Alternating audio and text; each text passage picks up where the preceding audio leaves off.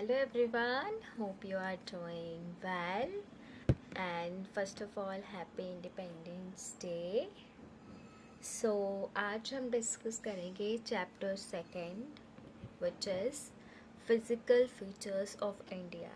ये बेसिकली आपकी book contemporary India part 1 का सेकंड चैप्टर है जो कि जियोग्राफी का है। ठीक है, तो आज हम इस चैप्टर में बेसिकली अभी तक हमने ये पढ़ा था कि इंडिया का साइज़ और उसकी लोकेशन क्या है। आज हम इसकी फ़िज़िकल फीचर्स के बारे में बात करते हैं, लाइक इसके माउंटेन्स हो गए, इसके आइलैंड हो गए, डेजर्ट्स हो गए एट्सेट्रा। ठीक है, तो हम यहाँ पे स्टार्ट करते हैं। सबसे पहले हम बात करते हैं इसकी मेजर फिजियोग्राफिक डिविजन्स, जिसमें हम सबसे पहले बात करते हैं कि एज वी ऑलरेडी नो हम इंडिया में रहते हैं, तो यहाँ पे हमें बहुत फ़िज़िकल वेरिएशंस देखने को मिलते हैं।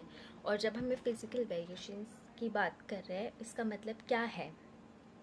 कहीं पे हमें नदी देखने को मिलती है, समुद्र देखने को मिलता है, तो एक तरफ हमें पहाड़ देखने को मिलते हैं, एक तरफ हमें डेज़र्ट देखने को मिलते हैं। तो अलग अलग फिज़िकल फीचर्स हमें देखने को मिलते हैं या वेरिएशंस देखने को मिलती है इंडिया में। तो यहाँ पे हम बेसिकली 6 टाइप्स की फ़िज़िकल वेरिएशंस की बात करने वाले हैं इंडिया में। ठीक है, तो अगर आता है कि major physiographic divisions of India, तो ये 6 नाम आपको लिखने हैं, जिसमें सबसे पहले आता है the Himalayan mountains, the northern plains, the peninsular plateau and the Indian desert, the coastal plains and the island. All right, so next अब हम सबसे पहले स्टार्ट करते हैं द हिमालयन माउंटेन्स से। तो जो हिमालयन माउंटेन्स हैं हमारे, वो वेस्ट से ईस्ट डायरेक्शन में हैं। इसका मतलब वेस्ट से ईस्ट ऐसे। ठीक है, इस मैप में भी आप you can see that. So basically जो वेस्ट साइड इस तरफ हमारा Indus river system and all पड़ता है, और इस तरफ जा जाते हैं ब्रह्मपुत्र रिवर सिस्टम पड़ता है। तो इस तरीके से ये इसकी डायरेक्शन है, ये फैले हुए हैं हिमालयाज़। इनकी विड्थ की बात करें तो वो 400 किलोमीटर इन कश्मीर से लेकर 150 किलोमीटर अरुणाचल प्रदेश। कश्मीर से स्टार्ट होते थे अरुणाचल प्रदेश में इनकी जो विड्थ है वो बता रखी है, अलग अलग है, सिमिलर या सेम विड्थ के नहीं है। ठीक है, उसके बाद हम बात करते हैं कि हिमालयाज़ को बेसिकली 3 पार्ट्स में डिवाइड किया जाता है। जो इसका नॉर्दर्न मोस्ट पार्ट है उसे कहा जाता है ग्रेट या इनर हिमालयाज़। ठीक है जी, इस पे ये 1 लिखा हुआ है, ये वाला पार्ट बेसिकली। ठीक है, और हिंदी में से हिमाद्री भी कहते हैं, जिसकी हाइट 6000 मीटर के आसपास होती है, बहुत ज़्यादा है इवन। ठीक है, और साउथ में हम बात करते हैं उसके नॉर्थर्न मोस्ट पार्ट के, जो साउथ में पड़ता है, वो से हिमाचल या लेसर हिमालयाज़ भी कहा जाता है, जो सेकेंड नंबर पर लिखा हुआ है। इसकी हाइट की बात करते हैं तो 3700 से 4500 मीटर के आसपास होती है, वेरिएशंस होती है इसमें। ठीक है, फिर जो थर्ड पार्ट है हिमालयाज़ का वो है आउटर हिमालयाज़, जिसे शिवालिक्स भी कहा जाता है, जो कि 900 से 1100 मीटर के आसपास होते हैं।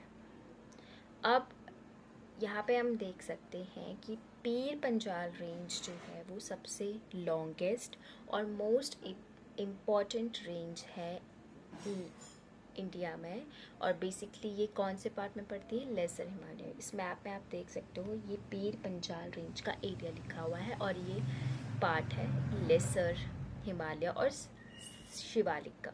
ठीक है, उसके बाद हम दून की बात करते हैं। अगर हम दून की बात करते हैं तो वो कुछ ऐसा दिखता है, जैसे इस तरफ पहाड़ है, इस तरफ पहाड़ है, बीच में वैली सी है, तो ऐसे एरिया को दून कहा जाता है। जैसे कि हमारा देहरादून हो गया, कोटली दून हो गया, पाटली दून हो गया, ये सब इससे ही बने हैं। ठीक है, and based on reason from west to east अगर हम देखें रीजनल नेम भी होते हैं, ठीक है। हिमालयाज़ के नेम या उस पर्टिकुलर एरिया का नेम, माउंटेन का नेम वहाँ की किस रीजन में पड़ता है, इससे भी इम्पैक्ट होता है, ठीक है। तो अब जैसे वेस्ट टू ईस्ट की तरफ जा रहा है, तो अगर वो मतलब गढ़वाल के कुमाऊँ रीजन में पड़ता है तो वो कुमाऊँ हिमालयाज़ है। नेपाल में पड़ रहा है तो नेपाल हिमालयाज़ कहा जा रहा है। पंजाब में पड़ रहा है तो पंजाब हिमालयाज़ है। असम में पड़ रहा है तो असम हिमालयाज़ है, ठीक है। सो नेक्स्ट हम बात करते हैं दी नॉर्दर्न प्लेन्स। नॉर्दर्न प्लेन्स अगर कि हम इसकी बात करते हैं तो बेसिकली ये 3 मेजर रिवर सिस्टम को दर्शाता है या उनसे मिलकर बना है, यू कैन से, ठीक है। तो सबसे पहले इसमें आता है the Indus, the Ganga, the Brahmaputra और उनकी ट्रिब्यूटरीज यानी उसकी जो सहायक नदियाँ ऑल होती है उसमें इम्पॉर्टेंट रोल निभाती है।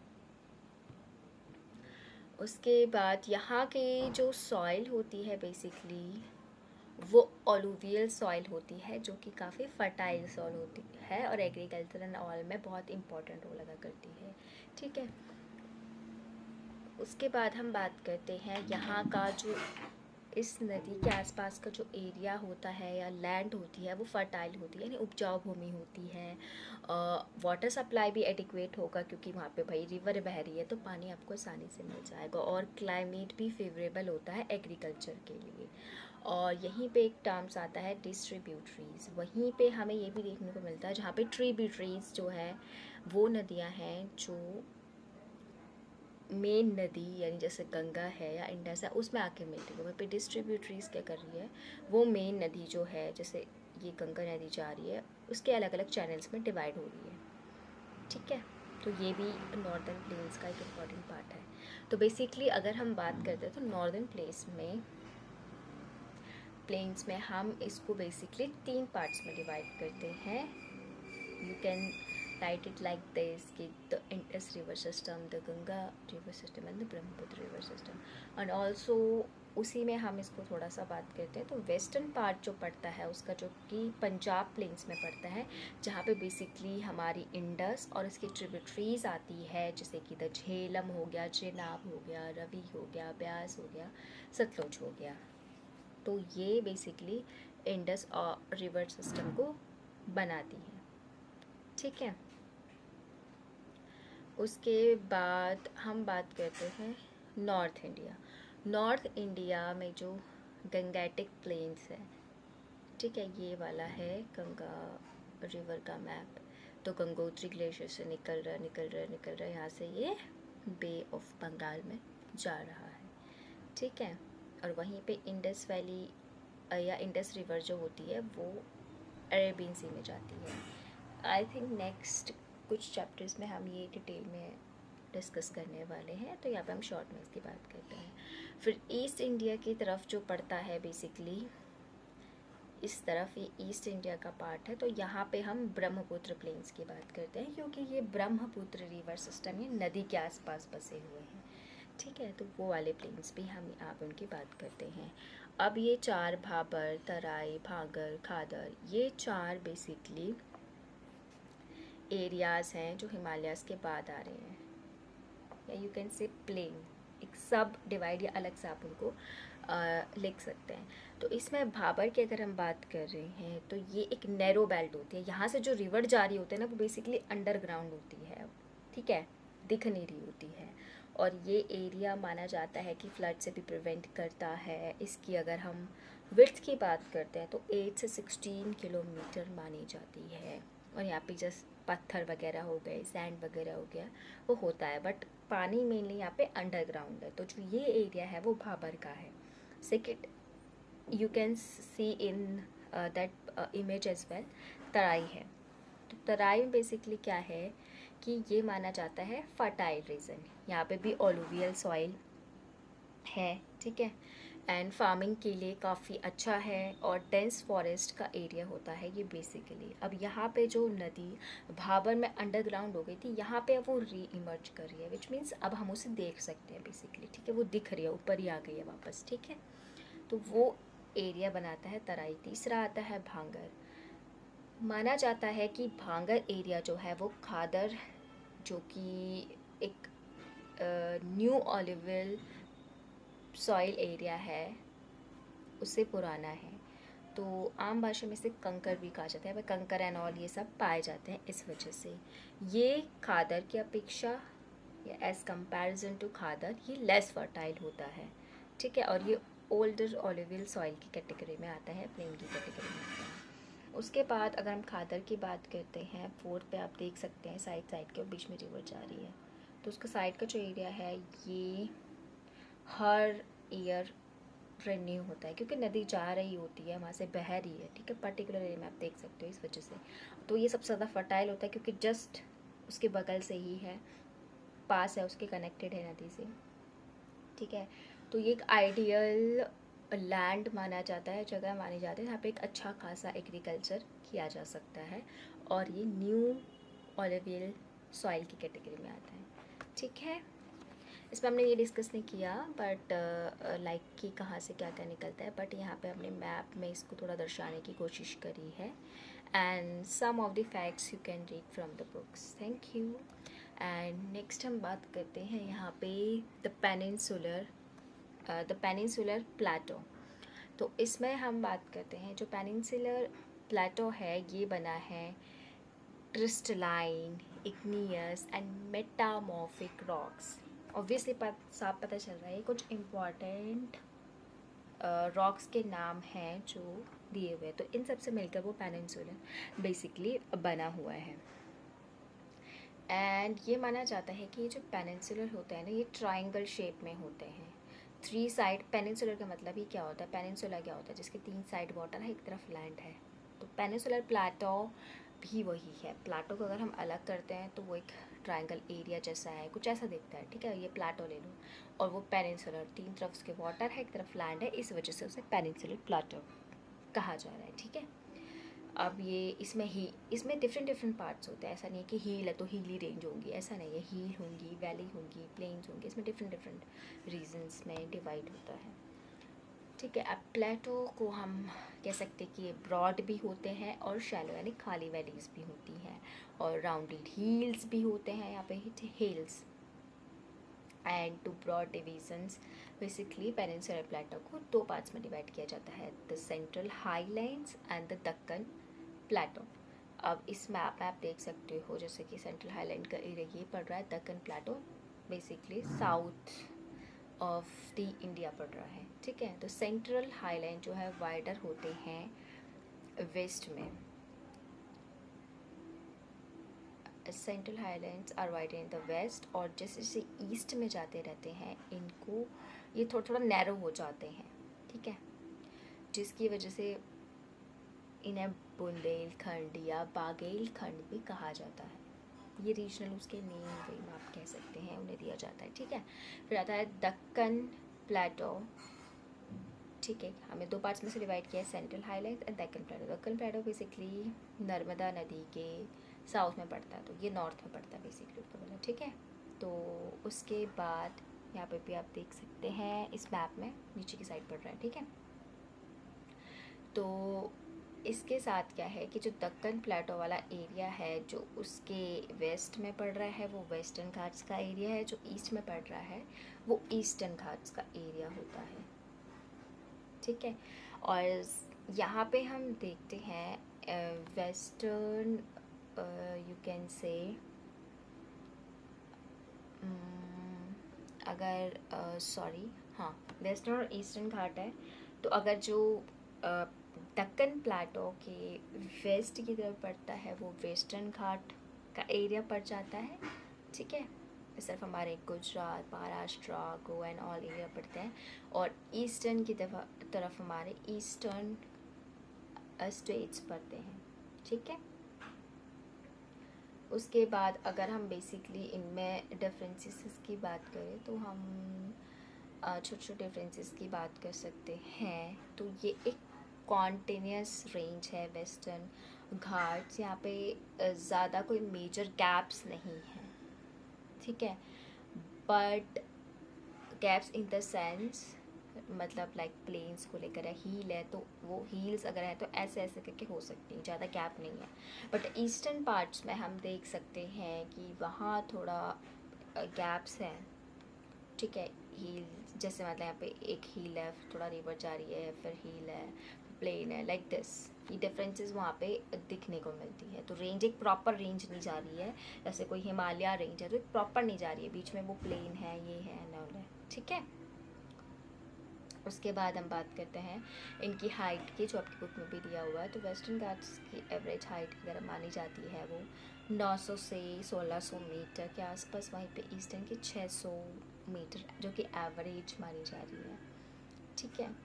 और इस तरफ इनकी सोर्सेस क्या है वाटर एंड ऑयल के, तो वेस्टर्न में गोदावरी, कृष्णा, कावेरी, ये रिवर्स हो गई। वहीं पे ईस्टर्न घाट्स में हमारे पास वही गोदावरी वहाँ पे भी है, क्योंकि वो ईस्ट की तरफ बहती है। कृष्णा, कावेरी एंड ऑल होती है, जो कि फाइनली बे ऑफ बंगाल में जाती है। तो ये कुछ उनके बेसिक डिफरेंसेस थोड़ा सा हमने डिस्कस कर लिए हैं, ठीक है। उसके बाद हमारा आता है दक्कन ट्रैप। तो दक्कन ट्रैप बेसिकली क्या है? सो ये जो है एक थिक लेयर होती है और माना जाता है मतलब एक सॉलिडिफाइड एरिया है जहाँ पे बेसिकली ब्लैक सॉइल पाया जाता है, ठीक है। तो मान लो यहाँ पे कुछ ब्लैक से पहाड़ जैसे पत्थर ऐसी टाइप के कुछ थे, ठीक है। और वो माना जाता है क्योंकि वॉल्केनिक इरेप्शंस हुए, मतलब ज्वालामुखी फटा एंड ऑल, उसके बाद हुए। तो ये जो लावा उससे निकला, समझ लो ये एक सॉलिडिफाइड रॉक बन गया है। फिर धीरे धीरे ओवर टाइम पानी के इंटरेक्शन एंड और जैसे भी इंटरेक्शंस वगैरह हुए, रिएक्शन हुआ, वो पत्थर ऐसे बिखर के क्या बन गया, सॉइल बन गया। तो वो ब्लैक सॉइल एरिया है बेसिकली। तो इसीलिए इसको दक्कन ट्रैप वाला एरिया कहा जाता है। इस मैप पे आप देख सकते हो दक्कन ट्रैप वाला एरिया, यहाँ पे बेसिकली ब्लैक सॉइल पाया जाता है। सो एक वो इम्पॉर्टेंट फीचर है उसका जो मैं बताना चाह रही थी। फिर नेक्स्ट हमारे द इंडियन डेजर्ट आता है, जिसमें हम बात कर रहे हैं कि अरावली हिल्स पड़ती है इस रेंज में, ठीक है, इंडियन डेजर्ट एरिया में। रेनफॉल यहाँ पे ऑब्वियसली लो रेनफॉल होता है, राजस्थान का area as we already know, सबसे इजी एग्जांपल हम वही ले सकते हैं यहाँ पे, ठीक है। एरिड क्लाइमेट होता है विच मीन्स ड्राई क्लाइमेट होता है, ठीक है। और वेजिटेशन कवर भी उतना नहीं होता है क्योंकि सारा एरिया तो ऐसे रेगिस्तान जैसा होता है, या फिर इस तरीके का दिखता है, या फिर इस तरीके का दिखता है। स्ट्रीम्स वहाँ पे रेनी सीज़न में देखने को मिलती है क्योंकि वहाँ पे पानी नहीं होता, ठीक है। पानी नहीं है तो स्ट्रीम्स कहाँ से दिखेगी? पानी की कमी इसी वजह से है ना, क्योंकि स्ट्रीम अवेलेबल नहीं है उतना, वो अंडरग्राउंड हो जाती है, नॉल हो जाती, it's a different thing. Only large river जो वहाँ पाई जाती है वो लूनी रिवर है। और बार्चन्स जो हैं बेसिकली ये जो एरिया बन जाता है ना, रेत उड़ के आती है एंड बीच में थोड़ा गैप सा बना है साइड से ऐसे, तो इसको बार्चन्स कहा जाता है बेसिकली, ठीक है। उसके बाद हम बात करते हैं the coastal plain. Coastal plain obviously peninsular Plato के या वेस्टर्न ईस्टर्न घाट्स की हम बात करते हैं, उसके साइड वाला एरिया है बेसिकली, जो सी के आसपास पड़ रहा है, ये पूरा कोस्टल एरिया ऐसे पड़ जाता है, ठीक है। तो इसके वेस्ट में हमारे पास अरेबियन सी है और ईस्ट में बे ऑफ बंगाल है। इनको हम 3 पार्ट्स में डिवाइड करते हैं। नॉर्दर्न पार्ट जिसे कि कोंकण प्लेन कहा जाता है, मुंबई, गोवा इसके एग्जाम्पल है। सेंट्रल पार्ट जो कि कन्नड़ प्लेन पड़ता है। साउदर्न पार्ट मालाबार कोस्ट पड़ता है या मालाबार प्लेन पड़ता है। सो कन्नड़ प्लेन को हम कर्नाटक कोस्टल प्लेन भी कह जाते हैं। इस तरफ शायद क्या मतलब गुजरात प्लेन्स पड़ता है, ये गुजरात है ना, ठीक है। उसके बाद इसमें एक इम्पॉर्टेंट चीज़ और क्या है कि इनके एक समझ लो रीजनल नेम है। अगर वो नॉर्थ की तरफ पड़ रहा है तो उसे नॉर्दर्न सर्कल कहा जा रहा है, मिड में पड़ रहा है तो कोरोमंडल कोस्ट कहा जा रहा है। और लेक चिली का एक इम्पॉर्टेंट रोल निभाती है ईस्टर्न घाट्स के एरिया में, सॉरी